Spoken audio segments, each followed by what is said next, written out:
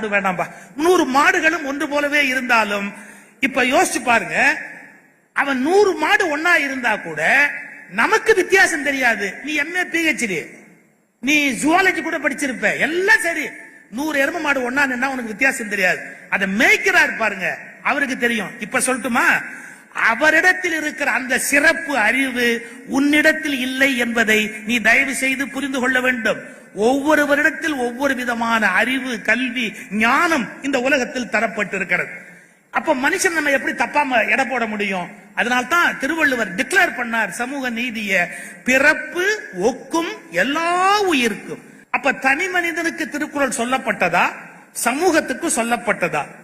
இப்ப தீர்ப்புல 2 பகுதி வரை சமூகம் திருக்குறளை குறைவாக பயன்படுத்தியது, தனி மனிதர்கள் திருக்குறளை எடுத்துக்கொண்டு வாழ்வில் உயர்ந்தார்கள். ஏன்? படிச்சவன் திருக்குறளை எடுத்துக்கிட்டான். நான் மாண்பமை முதல்வர் இடத்துல இந்த நேரத்தில் ஒரு கோரிக்கை வைக்கிறேன். முதல்வரை பார்த்தா எப்படியும் ஒரு கோரிக்கை வைக்கணும் இல்ல, அதனால ஒரு கோரிக்கை வைக்கிறேன். 12th அதாவது +2 படித்து முடிப்பதற்குள்ளாக அறத்துப்பாலையும் பொருள் மாணவர்கள் மனப்பாடமாக சொல்ல வேண்டும் என்பதை கட்டாயமாக நம்முடைய பாடத்திட்டத்தில் கொண்டு வர வேண்டும். சும்மா 2 மனப்பாட 2 பாட்டு வச்சா போறாது. அறத்துப்பாலையில படிக்கிற மாணவர்கள் முழுக்க மனப்பாடம் பண்ணி ஆகணும். எப்படி? மனதில் நின்றால்தான் வாழ்க்கையில் அவர்கள் அதை கடைபிடிக்க முடியும்.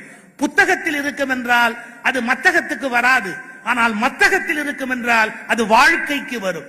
எனவே தமிழ்நாட்டு பிள்ளைகள் பள்ளி படிப்பை முடிப்பதற்குள்ளாக அவர்கள் அறத்துப்பாலையும் பொருட்பாலையும் கட்டாயமாக மனப்பாடம் செய்வதற்குரிய ஒரு வழிமுறையை, தமிழனுக்கு எது வேதம் அப்படின்னு கேட்டா திருக்குறள் என்று வர வேணும். மறைன்னு சொன்னா அதை நினைவுல வச்சிருக்கணுமா இல்லையா? அதை மனப்பாடம் பண்ணிருக்கணுமா இல்லையா? அதனால தமிழ்நாட்டில் படிக்கிற பிள்ளைகள் அறத்துப்பாலையும் பொருட்பாலையும் மனப்பாடம் செய்வதற்குரிய வழிமுறையை நாம் கண்டறிந்தாக வேண்டும் என்ற பணிவான வேண்டுதலை அவருக்கு இந்த இடத்துல வச்சுக்கிறேன். இப்ப நான் அந்த தீர்ப்பினுடைய கடைசி பகுதி, இவங்கெல்லாம் அந்த ஒன்னு சொல்றேன் நீட்டினாங்கல்ல, அப்ப நான் மட்டும் ஏன் ஒன்னு சொல்றேன் நீட்டக்கூடாது? அவங்கள மாதிரி தானே நானும் இருக்க முடியும். வக்கீல் தானே ஜட்ஜா வருவாங்க, அதனால அவங்கள மாதிரி தான் நானும் சொல்ல முடியும். ஒன்னு சொல்லி முடிச்சிடுறேன் சார். திருக்குறளுடைய தனி மனித அறங்களை நிறைய பேர் பின்பற்றி மேல வந்தாங்க. ஏன் விவேகானந்தரே அவர் அதை படிச்சாரோ படிக்கலையோ, ஆனா அந்த மாதிரியான அறங்களை பின்பற்றி தான் தெய்வ நிலை பெற்றார். வையத்துள் வாழ்வாங்கு வாழ்பவன் வானுரையும் தெய்வத்துள் வைக்கப்படும் என்ற எல்லைக்கு வந்தார்.